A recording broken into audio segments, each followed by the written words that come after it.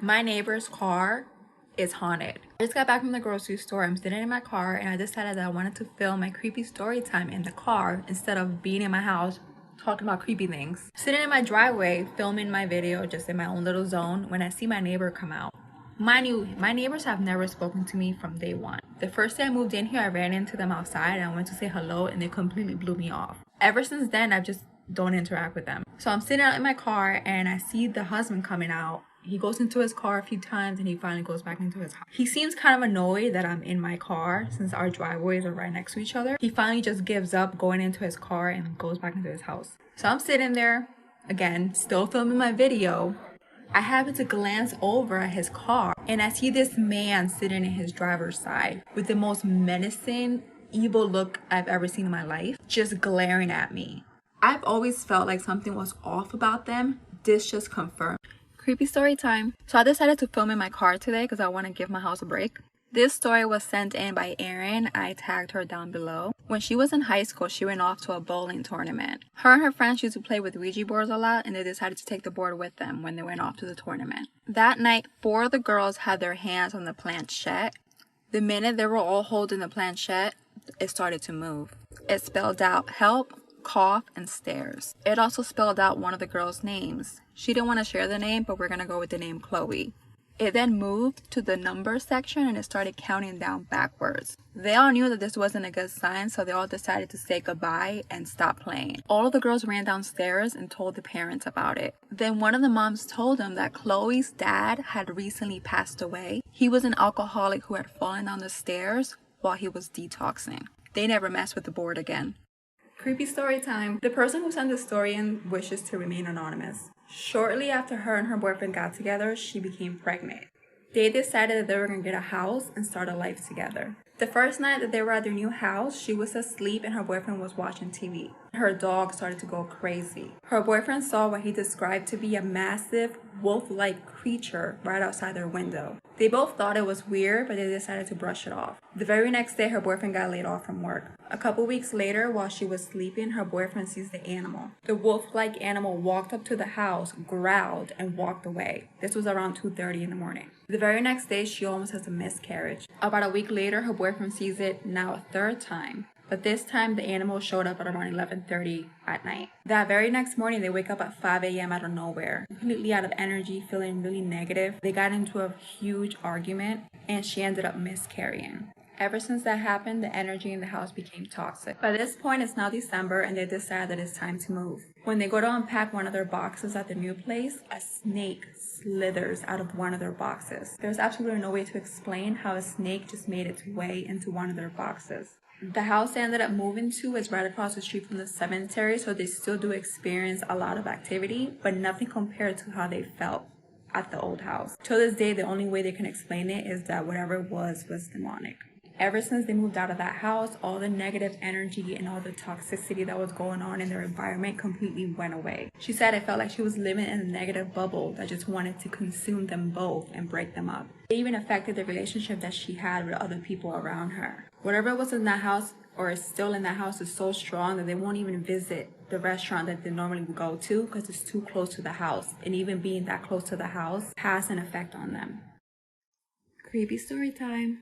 So this story was sent in by Grace. I will go ahead and tag her below. I consider the story to be especially scary because it's based on a real life bad person. I always say that I'd rather deal with the paranormal than deal with a real life evil person. So when Grace was about 14 years old, her dad was active duty. They were stationed in Germany. At that time, she used to live in a military base, which consisted of a bunch of buildings with numerous apartments. They lived on the 3rd floor. The family she used to babysit for lived on the 1st.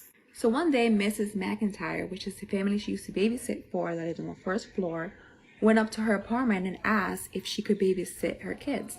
She said that her husband never came home the night before and she needed to go to work.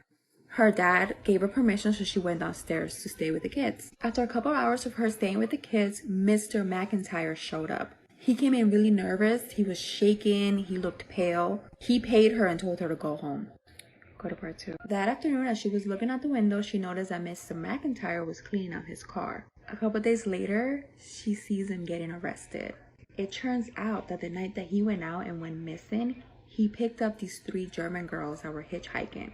Two of the girls ended up getting in the car with him. The third felt like something was off and decided not to go. He ended up murdering the two German girls that got in the car with him. He buried the girls a few towns over. The military ended up discharging him and they handed him over to the German law. They were never able to find the murder weapon. So a few months after all of this went down, a new family ended up moving into the apartment that the McIntyres used to live in. They were called the Clancys. At this point, she was no longer allowed to babysit for any family.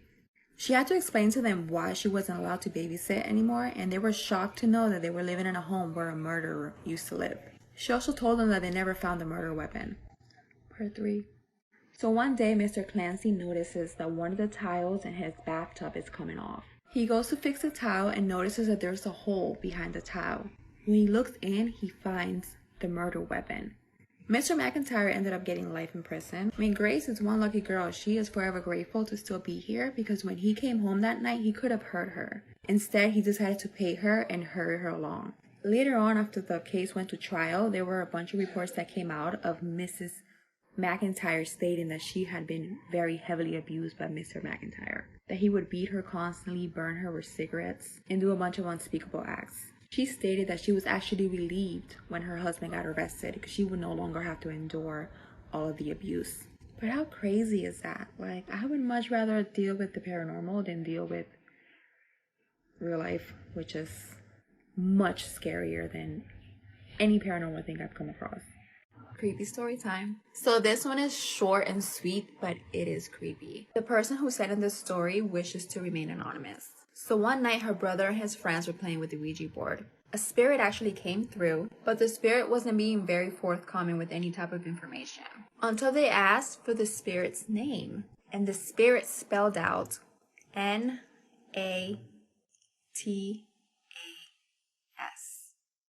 I'm sure you guys can already guess what the name is spelled backwards. The minute they realized what the board had spelled, they threw the board as far away from them as possible. They never played with that game again. Creepy story time. So this story was sent in by Norma. I'm gonna go ahead and tag her down below. When she was a little girl, she almost drowned in a river. Ever since then, she has tried to avoid contact with water. But when she was in high school for her PE class, she had to take a swimming class. They wanted her to learn how to swim. She was sent to the deepest pool to take her swimming test. She ended up just throwing herself right on in and started to drown. Her teacher was distracted talking to another teacher, so she didn't even realize what was going on. She's trying to swim back up, but can't. At this point, she starts to feel like she's getting ready to pass out, so she closes her eyes. The minute she closes her eyes, she sees herself in this white hallway. Then she sees this video of her entire life playing really fast. Then she sees her little brother at the end of that hallway begging her not to go because she promised to take care of him. She remembers telling him that she couldn't stay but that he was going to be okay and that she looks forward to seeing him again. Go to part 2. She then starts to ask God if he can please let her stay so she can help her mom take care of her little brother. Then she saw the most beautiful looking man she had ever seen stand before her.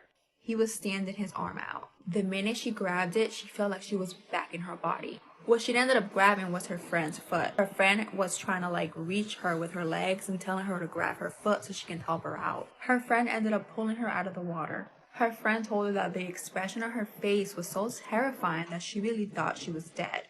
Her lips were purple, like she was completely pale, like there was no life in her. She was able to start breathing again and came to. This was now the second time she came close to dying.